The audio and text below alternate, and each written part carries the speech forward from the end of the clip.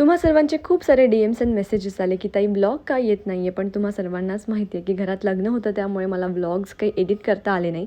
मी shoot सगळं करून ठेवलेलं आहे, तर यापुढे तुमच्याशी सगळे व्लॉग्स पटापट शेअर करणार आहे.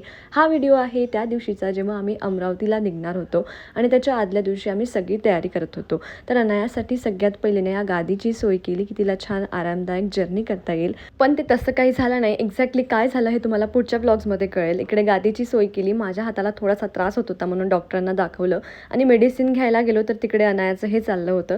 सगळं काही ती आणून या बास्केटमध्ये टाकून ठेवत होती, शॉपिंग करत होती तिची.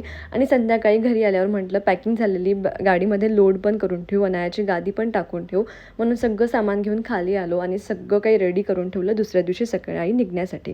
अनायाला या गादीवर इतकी मज्जा येत होती, ती झोपून बघत होती. असं वाटलं उद्या मस्त ही मज्जा करणार आहे, पण तसं काहीच झालं नाही. आणि नेमकं काय झालं हे पुढच्या ब्लॉगमध्ये बघायला विसरू नका. Bye bye.